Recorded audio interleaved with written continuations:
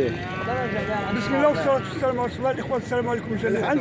هذو الإخوان واحد التظاهرات سلمية انطلقت من حد بوموسى، جماعة قيادة حد بوموسى احتجاجا على واحد الطريق، يعني الطريق يرثى لها، فيها وليدات صغار تيقراو، فيها دراري باقيين في الروض، بعيد علينا الروض، بعيد علينا المدرسة، بعيد على جميع المرافق، بعيد علينا. وتيوعدونا الناس ديال المجلس، تيوعدونا في كل انتخابات تيوعدونا غادي تصلح الطريق، غادي تصلح الطريق.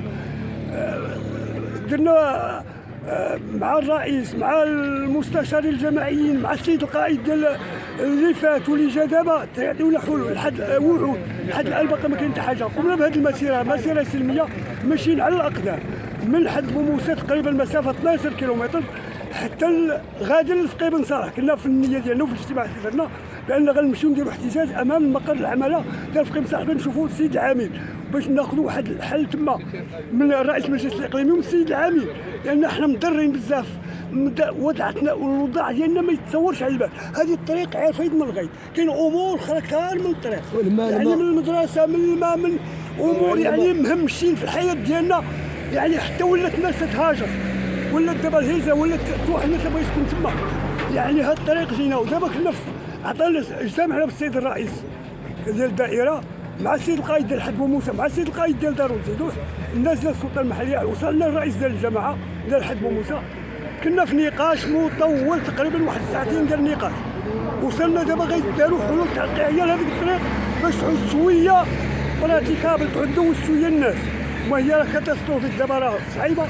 دابا وعدنا السيد الرئيس بانه غيدير، السيد رئيس الدائره بانه غيدير الاتصالات ديالو باش في هذه يومين او 3 ايام غتجينا واحد الالات باش يديروها شويه تعود يدوزوا منها الناس ريتها ما يتلوث عليها المارشي باش تعود قدروني.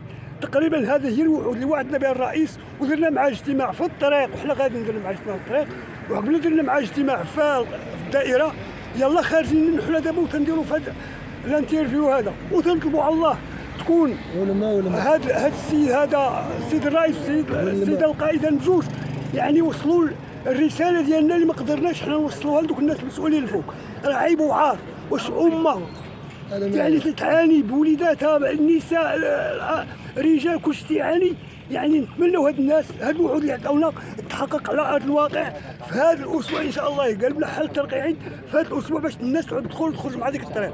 وهذا هو اللي حد الان، هذا هو اللي كاين. ولا كان شي جديد غادي نبلغوكم ان شاء الله. والصلاه والسلام على رسول الله، والسلام عليكم ورحمه الله.